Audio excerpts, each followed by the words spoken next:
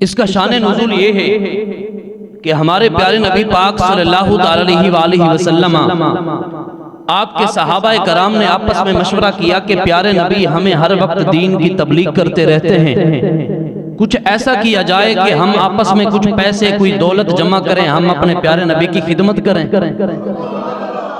صحابہ کرام نے آپس میں یہ سوچا، تو جب یہ سوچ متفق رائے پر، جمہور رائے پر متفق ہو گئی، صحابہ کرام نے کچھ درہم و دنانیر آپس میں جمع کیے اور ہمارے پیارے نبی کریم صلی اللہ علیہ وسلم آپ کے چچا جان حضرت سیدنا عباس رضی اللہ تعالیٰ عنہ آپ کو وہ دیے، اور صحابہ کرام نے عرض کی اے عباس جا کے اپنے پیارے نبی کی بارگاہ میں پیش کر دو، ہماری طرف سے تحفہ آئے۔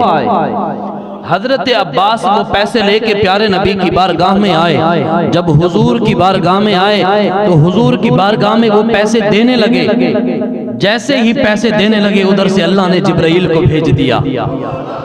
اللہ نے فرمایا جبرائیل جا کے محبوب پر میرا سلام پیش کر دیں اور محبوب کو یہ فرما دیں، محبوب یہ آپ کو جو پیسے دینے کے لیے آئے ہیں نہ ان سے پیسے نہ لینا، بلکہ میرا فرمان ان کو سنا دینا، قُلْ لَا أَسْأَلُكُمْ عَلَيْهِ أَجْرًا إِلَّا الْمَوَدَّةَ فِي الْقُرْبَى، میرے صحابہ میرے غلاموں، یہاں تک کہ کائنات بھی تمہیں میرے در سے ملی ہے مگر اس چیز کا تم سے اجر نہیں مانگتا۔ اجر کیا مانگنا ہے یا رسول اللہ؟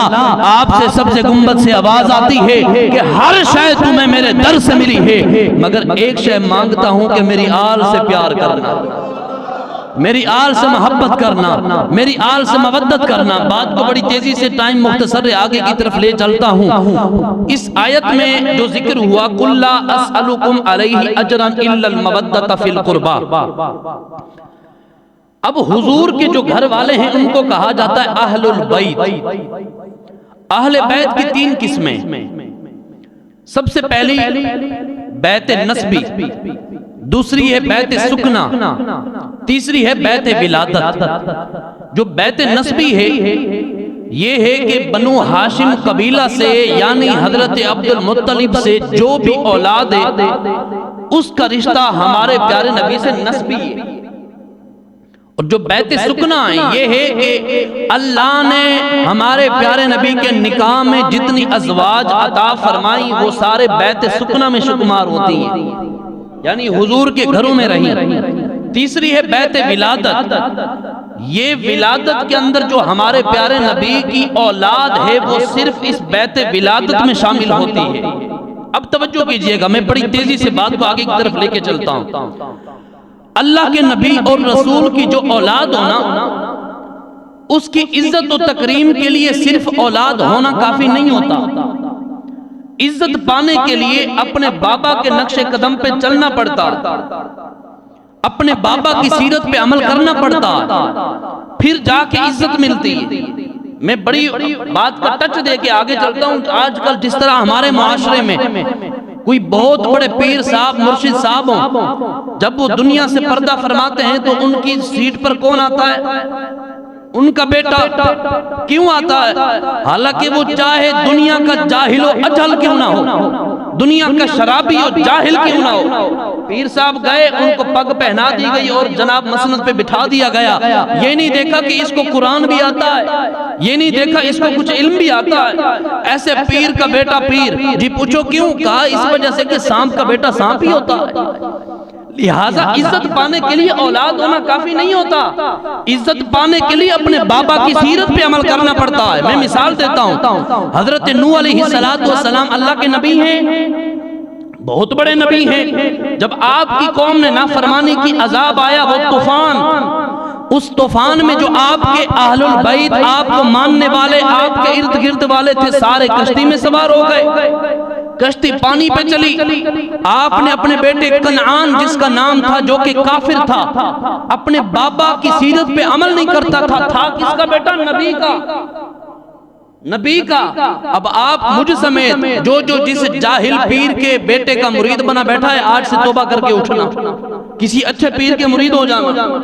نبی کا بیٹا ہے، نبی کا بیٹا جس کا نام ہے کنعان، طوفان آیا، وہ سامنے پہاڑ پہ چڑھ گیا، حضرت نوح کو کہتا ہے بابا میں بڑے پہاڑ پہ چڑھ گیا ہوں، میں بچ جاؤں گا۔ آپ نے فرمایا یہ تو پھر پتہ چلے گا جب وہ وقت آئے گا۔ حضرت نوح علیہ السلام کی کشتی ایسے جناب چلتی چلتی اوپر گئی، پانی پہاڑ کے قریب ہوتا ہوتا ان کے بیٹے کے پاؤں کو چھونے لگا۔ بیٹا بھلے کافر تھا لیکن باپ ہوتا ہے، باپ کے دل پہ چوٹ لگی، اللہ کی بارگاہ میں عرض کی یا اللہ تو نے تو وعدہ کیا تھا کہ تیرے گھر والوں کو بچاؤں گا، یہ تو میرا بیٹا اب پانی اس کے پاؤں تک آ پہنچا ہے، یا اللہ کچھ رحم فرما۔ اللہ نے فرمایا یا نوح انہو لیس من اہلک، اے میرے پیارے نبی نوح اپنے اس بیٹے کے لیے دعا نہ کرنا۔ یا اللہ کیوں نہیں کرنی؟ فرمایا اس وجہ سے کہ وہ آپ کی سیرت پہ عمل کرنے والا ہی نہیں۔ تو پانی ایسا آیا کہ پہاڑ میں بیٹا ڈوب گیا، نبی کا بیٹا ہے۔ آج مرشد جا رہے ہیں ان کے جناب مسند پہ جاہل بیٹا آ بیٹھتا ہے اور وہ لوگوں کو طرح طرح کا فیض دیتا ہے، جس کے پلے میں خود کوئی شے نہیں، جس کے برتن میں خود نہیں، وہ لوگوں کو کیا دے گا؟ تو لہٰذا جاہل جو پیر ہوتے ہیں ان کے ہر بیٹے اس مسند کے احترام کے لائق نہیں ہوتے۔ ہاں وہ ہوتے ہیں 5 انگلیاں برابر نہیں، کہ جو حضرات واقعی ان کی صحبت، ان کی مسند، ان کے پاس علم، وہ فیض حاصل کر کے پیر بیٹھتے ہیں، وہ کئی کے بیٹے ہوتے ہیں۔ اب توجہ کیجئے گا، میں آپ کو دوسری مثال دیتا ہوں۔ حضرت یعقوب کے کتنے بیٹے تھے؟ 12۔ ایک ان میں سے تھے حضرت یوسف۔ 11 بیٹے کیا کرتے تھے؟ کوئی بکریاں چراتا تھا، کوئی لکڑیاں کاٹتا تھا، کوئی مزدوری کرتا تھا، کوئی کیا کرتا تھا، کوئی کیا کرتا تھا، یہ سارے۔ مگر مسند شہنشاہی اور مسند نبوت کس کو ملا؟ حضرت یوسف کو۔ اور بھی تو نبی کے 11 بیٹے تھے، حضرت یعقوب چاہتے تو ان کو اپنے مسند پہ بٹھا دیتے، لیکن نہیں، پتہ تھا جو اپنے باپ نبی کی سیرت پہ عمل کرتا ہے وہی مسند کا جانشین بنتا ہے۔ تو آپ کے تھے 12 بیٹے، حضرت یوسف کو نبوت بھی ملی، شہنشاہی بھی ملی، ہر شے سے نوازا گیا۔ 11 بیٹے کے بیٹے ایسے کے ایسے رہ گئے۔ شیخ سعدی شیرازی نے جو یہاں پر بات لکھی وہ کمال فرمایا لوگوں سمجھنا چاہتے ہو حضرت نوح علیہ السلام کا بیٹا اپنے باپ کی نافرمانی کیا کرتا تھا، اپنے باپ کے نقش قدم پہ نہیں چلتا تھا، ارے نبی کا بیٹا ہو کے اس سے خاندان نبوت چھین لیا گیا۔ اور دوسرا اصحاب کہف کا وہ کتا جو کتا تھا مگر اللہ کے ولیوں کی صحبت اختیار کی، اللہ نے اس کا نام ولیوں کی مردم شماری میں نام شامل کر کے قرآن میں یہ بتا دیا سَيَقُولُونَ ثَلَاثَةٌ رَابِعُهُمْ كَلْبُهُمْ۔ شیخ سعدی شیرازی فرماتے ہیں لوگوں اصل شے ہوتی ہے صحبت۔ نبی کا بیٹا ہو صحبت اختیار نہ کرے، اللہ نبوت کے خاندان سے ہٹا دیتا ہے، اور ہو دنیا کا کتا مگر ولیوں کی صحبت اختیار کرے، اللہ اس کا نام قرآن میں ڈال دیتا ہے۔ تو پتہ چلا مسند پر وہی آتا ہے جو مسند والا ہوتا ہے، جو علم والا ہوتا ہے۔ ایسے ہی جناب اپنے مسند پہ کسی کو بٹھا دینا تو وہ مرشد کو جناب قبر میں بھی بڑے بڑے پڑھتے ہیں پھر کہ جناب فیض لوگوں کو دینے کے لیے آپ کس کو بٹھا کے گئے تھے۔ یہ بہت بڑا ایشو ہے۔ ہم پیر و مرشد کو مانگتے ہیں، میں خود سید گھرانے کا مرید ہوں، مگر بات یہ نہیں، بات یہ ہے کہ پیر کا بیٹا وہ ہوگا اس مسند کے لائق جو واقعی ہی پیر کے علم اور فیض کا ایسے دستبندار ہوگا۔ میں بات کو آگے کی طرف تیزی سے لے کے چلتا ہوں۔ اللہ رب العزت نے قرآن پاک کے اندر ارشاد فرمایا انما یرید اللہ لیذہب عنکم الرجس اہل البیت۔ توجہ کیجئے گا، بڑے مزے کی بات ہے۔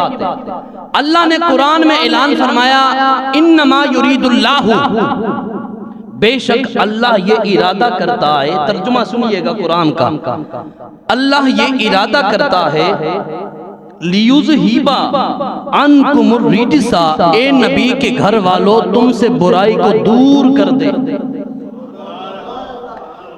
یہ اعلان میرا اور آپ کا نہیں، یہ اعلان اس شہنشاہ کا ہے کہ اللہ یہ چاہتا ہے کہ اے نبی کے گھر والوں تم سے ناپاکی کو دور کر دے اور تمہیں بالکل خوب صاف ستھرا کر دے۔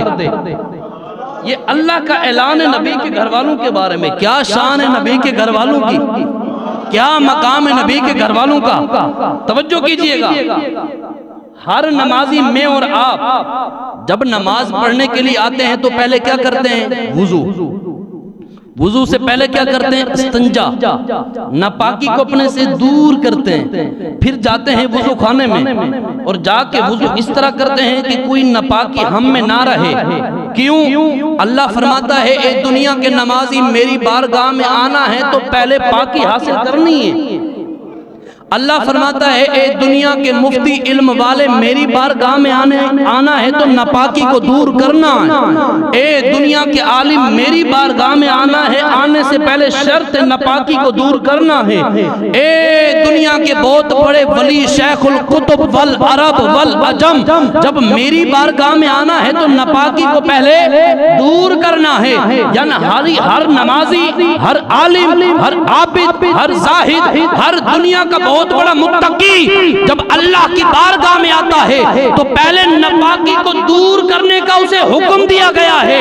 مگر میں نے قرآن کی الحمد کی الف سے لے کر والناس کی سین تک پورا قرآن کھنگالا، پورے قرآن میں ایک جگہ نظر آئی جہاں پر اللہ نے ناپاکی کو یہ حکم فرمایا ہے اے ناپاکی تو نے نبی کے گھر والوں کے قریب نہیں آنا۔ یا اللہ کیوں؟ فرمایا اس وجہ سے کہ میں نے اپنے نبی کے گھر والوں کے مقام کو بہت بڑا کر دیا ہے۔ ہر نمازی کو یہ حکم ہے کہ ناپاکی کو دور رکھنا، لیکن ناپاکی کو یہ حکم ہے کہ نبی کے گھر والوں سے دور رہنا ہے۔ ناپاکی کو یہ حکم دیا۔ دوسری آیت فرمایا قُلْ لَا أَسْأَلُكُمْ عَلَيْهِ أَجْرًا إِلَّا الْمَوَدَّةَ فِي الْقُرْبَى۔ میرے سونے محبوب امت میں اعلان فرما دیں قُلْ لَا أَسْأَلُكُمْ، محبوب آپ فرما دیں لا أَسْأَلُكُمْ، میں تم سے کسی شے کا سوال نہیں کرتا۔ یا رسول اللہ کس شے کا سوال نہیں کرتے؟ فرمایا ہاں دنیا والوں میں نے ابو بکر کو صدیق بنایا ہے، اس کا بھی تم سے اجر نہیں مانگتا۔ میں نے عمر کو فاروق اعظم بنایا ہے، اس کا بھی اجر نہیں مانگتا۔ میں نے عثمان کو سخی بنایا ہے، اس کا بھی اجر نہیں مانگتا۔ میں نے علی کو شیر خدا بنایا ہے، اس کا بھی اجر نہیں مانگتا۔ ہاں دنیا والوں تمہیں آنکھیں دیکھنے کے لیے ملی ہیں، وہ بھی مجھ محمد مصطفیٰ کے دامن سے ملی ہیں۔ تمہیں زبان بولنے کے لیے ملی ہے، یہ بھی مجھ محمد مصطفیٰ کے دامن سے ملی ہے۔ تمہیں سننے کے لیے اللہ نے کان دیے ہیں، یہ بھی مجھ محمد مصطفیٰ کے دامن سے ملے ہیں۔ تمہیں دنیا میں چلنے کے لیے پاؤں دیے ہیں، یہ بھی مجھ محمد مصطفیٰ کے دامن سے ملے ہیں۔ ہاں کائنات والوں تمہیں پوری کائنات ملی ہے، یہ مجھ محمد مصطفیٰ کے دامن سے ملی ہے۔ کائنات والوں تمہیں رمضان بھی ملا ہے تو مصطفیٰ کے دامن سے ملا ہے، تمہیں قرآن بھی ملا ہے تو مصطفیٰ کے دامن سے ملا ہے۔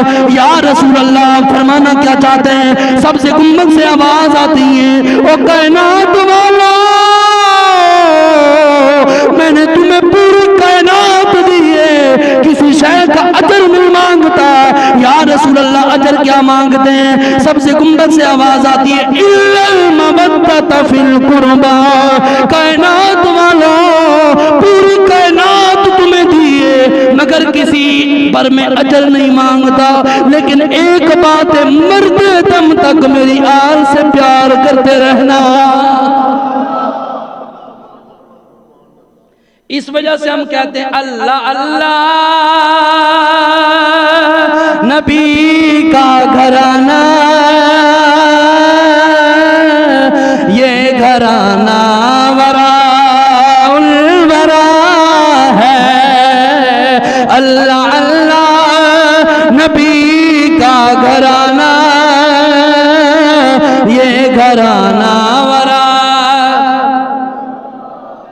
ایسے نہیں، عشق میں ڈوب کے، عشق میں ڈوب کے۔ مجدد الفسانی نے آپ فرماتے ہیں میرے بابا نے مجھے وصیت کی تھی اے دنیا کے مجدد الفسانی اگر چاہتا ہے نا پل صراط پہ تو آسانی سے گزرے تو اپنی دنیا زندگی میں نبی کی آل سے پیار کرتے رہنا۔ حضور کی آل کے ساتھ محبت کرتے ہوئے پڑھیں اللہ اللہ نبی کا گھرانہ یہ گھرانہ ورا الورا ہے. تمام مل کے پڑھیں اللہ اللہ نبی کا گھرانہ یہ گھرانہ ورا الورا ہے. اس میں حسنین اور فاطمہ ہے اس گھرانے میں مشکل کشا ہے. حضور نے عورت کے 3 رخ بیان کیے. ہمارے پیارے نبی نے 3 رخ فرمایا. اگر عورت بیٹی ہے تو ماں باپ کے لیے رحمت، اگر عورت بیوی ہے تو شوہر کے لیے آدھا ایمان، اگر عورت ماں ہے اپنی اولاد کے لیے جنت. اگر ہم بات کریں سیدہ کی تو سیدہ اس باپ کے لیے رحمت ہیں جو خود باپ نبیوں کا تاجدار اور پیکر رحمت بن کے آیا، اور اس کے لیے نصف ایمان ہے کہ جو خود علی ایمان کی نشانی ہے، اور اس اولاد کے لیے جنت ہیں جو خود حسنین جنتی جوانوں کے سردار ہیں. یہاں پر میں ایک جملہ بولنا چاہتا ہوں اگر آپ کی توجہ ہو. ساری کائنات حسنین کریمین کے قدموں میں پڑی ہے. میں بات آگے بہت وزنی کرنے جا رہا ہوں. ساری کائنات حسنین کریمین کے قدموں میں پڑی ہے، اور حسنین کریمین کی جو جنت ہے وہ سیدہ فاطمہ کے قدموں میں پڑی ہے. یہ سیدہ کا مقام ہے، یہ سیدہ کی شان ہے. سیدہ کا نام ہے فاطمہ. فاطمہ بنا ہے فتم سے، یعنی اس کا معنی ہے دور ہونا. یہ نام کیوں ہے؟ فرمایا اس وجہ سے کہ ہم نے سیدہ اور سیدہ سے محبت کرنے والوں کو جہنم کی آگ سے دور فرما دیا. اور سیدہ آپ کا جو لقب مبارک ہے، آپ کا لقب مبارک ہے بطول، یعنی کٹ جانا. آپ دنیا میں رہ کر دنیا سے جدا تھی، اور آپ کو زہرا بھی کہا جاتا ہے. زہرا کا معنی ہے کلی، کیونکہ آپ جنت کی کلیوں میں سے ایک کلی ہیں. یہ سیدہ کا مقام، سیدہ کی شان ہے. اب توجہ سے آپ حضرات سنیے گا، بڑی تیزی سے میں جا رہا ہوں. حضرت مجدد الفسانی نے مکتوبات شریف میں لکھا، فارسی کا شعر. آپ فرماتے ہیں عدم محبت اہل محبت خروج اصل. جو بندہ نبی کی آل سے پیار نہیں کرتا وہ خارجی ہے. آگے فرماتے ہیں وَتَبَرَّا از اصحاب الرفس. جو نبی کے صحابہ سے پیار نہیں کرتا وہ رافضی ہے. بات کو ختم کرتے ہوئے فرماتے ہیں اب آپ سے ہم سوال کریں سنی کون ہے؟ سنی کون ہے؟ آپ فرماتے ہیں وَمَحَبَّتِ اہل بیت با تعظیم و توقیر وجمیع اصحاب کرام تسن الناس. سنی دنیا میں ڈھونڈنا ہے تو سنی وہ ہوتا ہے جو نبی کے تمام صحابہ سے بھی پیار کرتا ہے، نبی کی پوری آل سے بھی پیار کرتا ہے. لہٰذا آج کل سوشل میڈیا کا دور ہے، ادھر ادھر نہ جانا. جہاں پر حضور نے فرمایا نا علیکم بسنتی و سنت الخلفاء الراشدین المہدیین، وہاں پر حضور نے یہ بھی فرمایا انی تارک فیکم الثقلین کتاب اللہ عز و جل و عطرتی. آپ جب دنیا سے جانے لگے تھے آپ نے وصیتیں فرمائی تھی، ان میں سے 2 وصیتیں یہ بھی تھی لوگوں مرد دم تک قرآن کا دامن تھامے رکھنا، میری آل سے پیار کرتے رکھنا، پیار کرتے رہنا. یعنی جو بندہ قرآن سے محبت کرے مگر آل سے پیار کرے وہ بھی بندہ نہیں. بندہ وہی ہوتا ہے جو ایک طرف سے قرآن کو بھی اپنے سر کا تاج بناتا ہے اور نبی کی آل کو بھی اپنی آنکھوں کی ٹھنڈک بناتا ہے. یہ میرے پاس کتاب موجود ہے اس وقت یہاں. یہ کوئی جس طرح لوگ کہتے ہیں نا پتہ نہیں یہ مولوی کیویں بیان کر رہے ہیں، جس نے تھوڑا زیادہ پڑھا ہو نا یونیورسٹی میں، وہ کہتے ہیں پتہ نہیں یہ کیا کر رہا ہے، ممبر پہ بیٹھ کے کیا بیان کر رہا ہے، پتہ نہیں کیسی حدیث ہے۔ کتاب میرے پاس موجود ہے۔ حضرت ابو ذر غفاری فرماتے ہیں مسجد نبی شریف میں جانے جانا نے ارشاد فرمایا، ابو ذر میری بیٹی میری شہزادی کے گھر جا کے علی کو بلا کے لے آنا۔ حضرت ابو ذر غفاری فرماتے ہیں میں چلتا چلتا جا کے علی کے دروازے پہ گیا، جا کے دروازہ کھٹکھٹایا، اندر سے آواز نہ آئی۔ میں پھر نبی پاک کی بارگاہ میں آیا، یا رسول اللہ میں گیا تھا، دروازہ کھٹکھٹایا تھا، اندر سے آواز نہیں آئی تھی۔ حضور نے فرمایا ابو ذر دوبارہ جا، دروازہ کھٹکھٹا، وہاں علی بھی موجود ہے، میری بیٹی بھی موجود ہے۔ نبوت کی جو آنکھ ہوتی ہے نا، یہ گھر مسجد نبوی میں بیٹھتے ہوئے بھی لوگوں کے گھروں میں دیکھ لیتی ہے۔ حضور نے فرمایا، حضرت ابو ذر غفاری فرماتے ہیں میں چلتا چلتا جناب علی المرتضیٰ کے دروازے پہ پہنچا، میں نے دروازہ کھٹکھٹایا، ایک کونے سے کیا دیکھتا ہوں کہ چکی چلنے والی، دانے کا آٹا بنانے والی، کیا دیکھتا ہوں خود بخود چل رہی ہے۔ فرماتے ہیں میں حیران ہوا، پریشان ہوا کہ چکی چلانے والا بھی کوئی نہیں، چکی خود بخود چل رہی ہے۔ میں نے دروازہ کھٹکھٹایا، حضرت علی المرتضیٰ باہر تشریف لائے، آپ کو میں نے حضور کا پیغام سنایا اور آپ کو لے کے حضور کی بارگاہ میں جا پہنچا۔ میں عجیب حیرانگی سے حضور کے چہرے کو دیکھ رہا ہوں۔ حضور فرماتے ہیں ابو ذر تو عجیب سی کیفیت تیرے چہرے کی کیوں بنی ہوئی ہے، آخر کیا معاملہ ہے؟ عرض کرتا ہوں یا رسول اللہ آج اپنی زندگی کے اندر میں نے عجیب واقعہ دیکھا ہے، ایسی مشین جس کو چلانے والا بھی کوئی نہیں، خود بخود چل رہی ہے، وہاں پر جناب آٹا نکال رہی ہے، خود بخود دانے بھی ڈل رہے ہیں۔ یا رسول اللہ یہ چکی چلتے ہوئے میں نے آپ کی بیٹی کے گھر میں دیکھی ہے۔ حضور نے فرمایا ابو ذر پریشان کیوں ہوتا ہے؟ کیونکہ اللہ نے اپنے فرشتوں میں سے کچھ فرشتوں کی ڈیوٹی لگا دی ہے کہ تم نے فاطمہ کے گھر کا کام کرتے رہنا ہے۔ اللہ اللہ نبی کا گھرانہ، یہ گھرانہ ورا الورا ہے، جس میں حسنین اور فاطمہ ہے، اس گھرانے میں مشکل کشا۔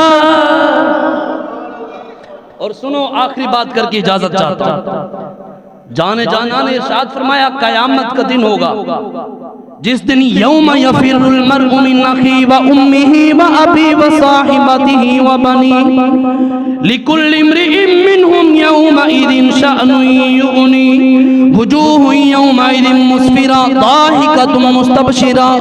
اس دن نہ باپ بیٹے کے کام آئے گا، نہ ماں بیٹی کے کام آئے گی، نہ بھائی بھائی کے کام آئے گا، نفسی نفسی کا عالم ہوگا۔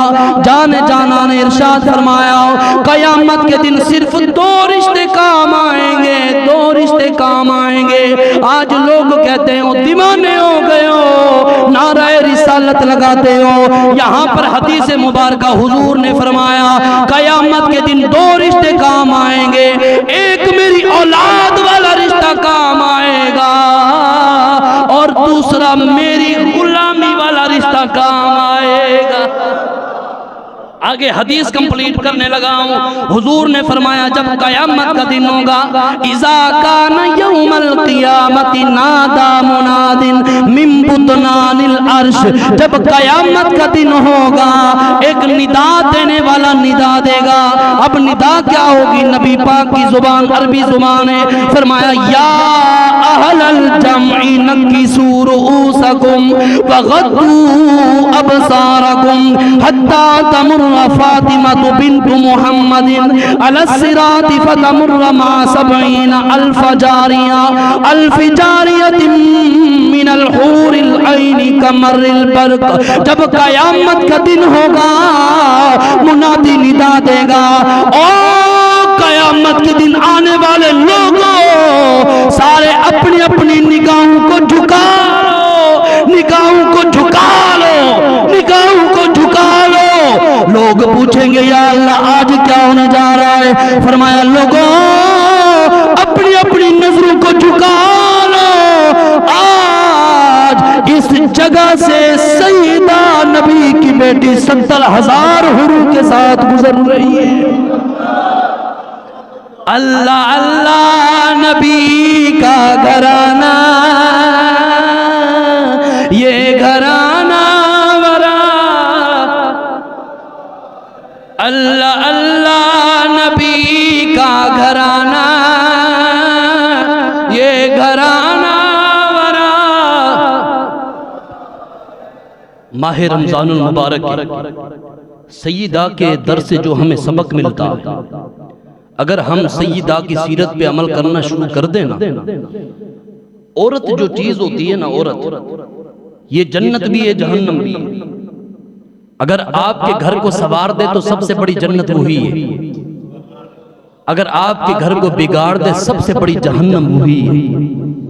سیدہ کی سیرت سے جو ہمیں سبق ملتا ہے، اگر ہم آپ کی سیرت والا حیا پیدا کر لینا، جس طرح ماہ رمضان میں روزہ رکھتے ہیں تو پوری زندگی میں ہماری آنکھوں کا بھی روزہ بن جائے.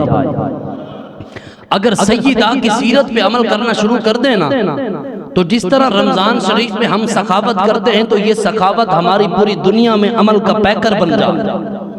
اگر سیدہ کی سیرت پہ عمل کرنا شروع کر دینا تو ہمارے کھانے، ہمارے دسترخوان برکت سے امنڈ اٹھیں، بھر جائیں.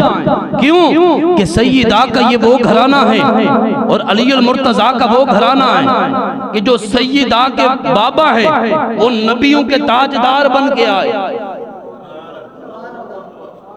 سیدہ کے جو بابا ہیں وہ نبیوں کے تاجدار بن کے آئے، اور سیدہ کے جو گھر والے ہیں وہ جناب ولیوں کے سردار بن کے آئے، اور سیدہ کے جو بیٹے ہیں وہ جنتی نوجوانوں کے سردار بن کے آئے، اور خود سیدہ دنیا میں جنتی عورتوں کی سردار بن کے آئیں. تو اس گھرانے کی کیا بات ہے؟ یہ تو اللہ جس گھرانے کی شان کو قرآن میں بیان فرمائے. تو فلہٰذا میرا آپ کو درد مندانہ جو پیغام ہے وہ یہ ہے، اپنی بیٹی، اپنی گھر والی، اپنی زوجہ محترمہ، اپنے گھر والوں، چاہے وہ سسٹر ہو، چاہے بیوی ہو، چاہے بیٹی ہو، چاہے کوئی ہو، پردے کا مرکز بنا دیں. یار میں آپ سے سوال کرتا ہوں، آپ کے پاس سونا ہو، آپ کے پاس چاندی ہو، آپ کیا اسے اپنے دروازے، اپنے گھر کے دروازے پہ رکھ دیتے ہیں؟ کہاں رکھتے ہیں؟ اسے باکس میں سیو کر کے اس جگہ رکھتے ہیں جہاں پر گھر کی اولاد کو بھی پتہ نہ ہو. کیوں؟ بندہ آپ سے سوال کرے آپ سونے کو چھپا کے کیوں رکھتے ہیں؟ چاندی کو چھپا کے کیوں رکھتے ہیں؟ جواب آئے گا علامہ صاحب اس وجہ سے کیونکہ وہ قیمتی چیز ہے. ارے سونا اور چاندی یہ دنیا کی قیمتی چیزیں، جس عورت کو اللہ نے حیا کا مرکز بنا کے بھیجا ہے وہ سب سے بڑی قیمتی چیز ہے. اپنے ان زیورات کو چھپا کے رکھتے ہیں. ہماری مائیں بہنیں بازاروں میں ننگے جناب سر چلتی ہیں. ہماری ماں بہن جناب آج بازار جاتی ہے تو تیار ہو کے جاتی ہے، شوہر کے پاس وہی بدبودار حالت میں. کیا وجہ ہے؟ ہم نے اس کو قرآن کی تعلیم سے دور کیا، ہم نے اس کو دین کی تعلیم سے دور کیا. آپ آج سے اپنے ارادے کے ساتھ یہ پختہ عزم کر لیں کہ اپنی بیٹیوں کو، اپنی گھر والیوں کو، اپنی ماؤں کو سیدہ کی سیرت پڑھانی. جب ہمارے گھر والے سیدہ کی سیرت کو پڑھیں گے نا تو جس طرح وہ فلمیں ڈرامے میں جو دیکھتی ہیں وہ لباس پہننا چھوڑ دیں گی.